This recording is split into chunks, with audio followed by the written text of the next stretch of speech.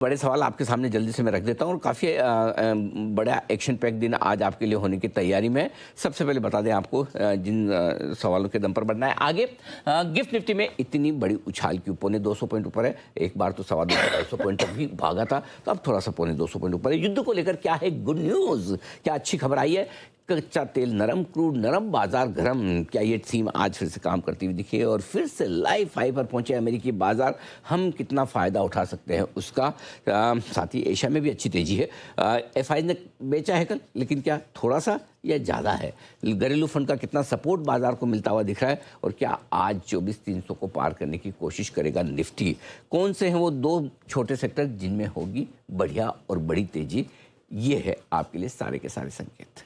Alright, चलिए, बहुत सारे घरेलू अंतर्राष्ट्रीय स्तर पर हम देख रहे हैं कि ट्रिगर्स और बड़ी क्वेश्चंस निकल कर आ रहे हैं। लेकिन सर, सबसे पहले तो वो एक बड़ा बयान जिसने पूरी मार्केट में एक फिर से उम्मीद की किरण जागृत कर दी है। सर बताइए क्या कुछ कहा? ट्रंप ने अपने social media post truth social पर जो एक पोस्ट डाली, उसके बाद बाजारों में थोड़ा सा मूड माहौल तेजी की तरफ बनता हुआ दिखा है। उन्होंने ये कहा है कि ईरान के प्रतिनिधियों के साथ समझौते को लेकर काफ़ी प्रोग्रेस होती हुई दिख रही है और इसीलिए एक ही दिन में प्रोजेक्ट फ्रीडम को रोक रहे हैं। ठीक है, ईरान के खिलाफ लेकिन नाकाबंदी जारी रहेगी। हॉर्मुज़ को जो उन्होंने कंट्रोल कर रखा वो नहीं छोड़ रहे हैं, लेकिन ऑपरेशन फ्रीडम, प्रोजेक्ट फ्रीडम में और नाकाबंदी में ये फ़र्क है। नाकाबंदी में कोई भी जहाज़ अमेरिका की अनुमति के बगैर आ जा नहीं सकता। प्रोजेक्ट फ्रीडम में ये कहना था कि जो फंसे हुए जहाज़ हैं उनको अमेरिका निकालने की कोशिश करेगा, तो वो फंसे हुए जहाज़ ही फंसे ही रहेंगे, न आएंगे न जाएंगे।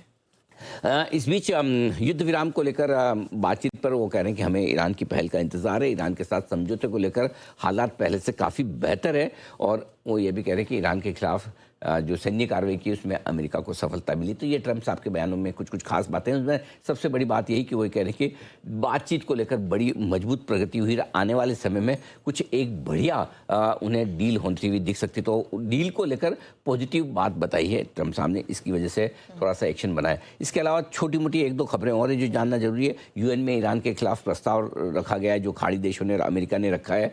हॉर्मुज़ में आवाजाही, सुरक्षित आवाजाही के लिए रखा है। इसके कोई यूएन अब कोई प्रासंगिक रहा नहीं, कुछ फर्क नहीं पड़ता नाम के लिए। कौन सा यूएन से कुछ हो जाए, कोई तो सुनता नहीं है, न ईरान सुनता न अमेरिका सुनता है। बाकी जाके वो सब टाइम पास करते हैं, चाय समोसे वाली मीटिंगें होती हैं बस, और कुछ भी नहीं रहा।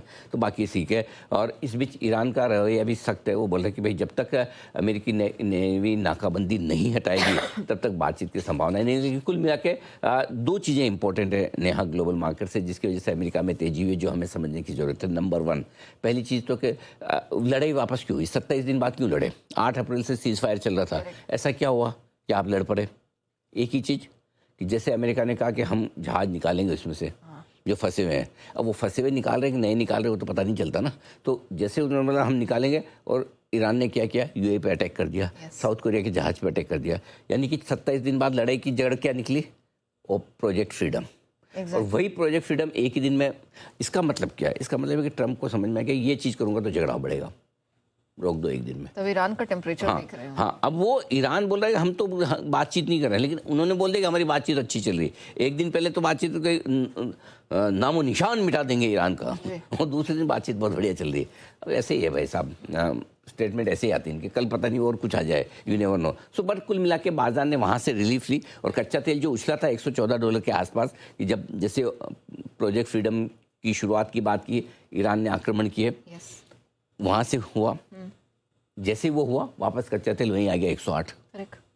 108 से 114, 114 से 108, बैक टू पवेलियन, सिंपल। और वहीं से रिलीफ मिली है। और आप देखो कल अमेरिका में लाइफ हाई, नैस्डैक और S&P दोनों ने लाइफ हाई बनाए। डाउ तो चलो ठीक है, अभी भी लाइफ हाई से दूर है। मजे की बात देखिए, बाकी सब छोड़िए, एक ही मार्केट देखिए, कोरिया। मेरा तो बहुत मन कर रहा है एक बार, अब छुट्टी एक बार कोरिया ही मना के आऊँ, देखो तो सही वहाँ चल क्या रहा है। पिछले महीने 30% बढ़ा है, उसके बाद इस महीने 12% और बढ़ गया। 3 दिन की छुट्टी के बाद, और एवरीडे लाइफ हाई। मुझे भी लगता है हमें 3-3, 4-4, 5-5 दिन छुट्टी हो तो शायद हम भी इतना बढ़ सकते हैं। 6% इतना उछाल। लंबा वीकेंड भी था नो डाउट, लेकिन इस लंबे वीकेंड में ऐसा तो कुछ नहीं हुआ। हम तो वहीं के वहीं हैं। हम कहाँ हैं मालूम है? 18 दिन हो गए आज हमें। कहाँ हैं? 18 दिन हो गए, आज 18वां दिन है। 24,000 का लेवल है।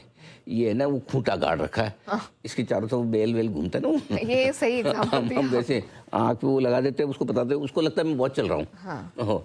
जो कोलू का बेल नहीं टांगे के होता, हाँ घोड़े कोलू का, हाँ घोड़े का वाले का तो फिर भी थोड़ा ज्यादा दिख जाता है, कोलू के बेल को कुछ भी नहीं दिखता।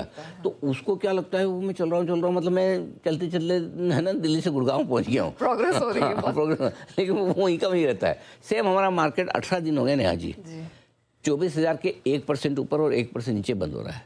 न 23,700, एक दिन खाली 23,575 बंद हुआ था, वो एक एक्सेप्शन है। बाकी 18 दिन से न 23,750 के नीचे बंद होता है, न 24,250 के नीचे कोलू का बेल। इजीली इंप्रेस बट नहीं बुल तो होता। है, बुल तो है, बेल में बुल तो है। तो बस देखो आज संकेत थोड़े बेहतर हैं, होपफुली कि कहीं 24,250 300 के ऊपर एक बढ़िया क्लोजिंग मिल जाए तो क्या कहना।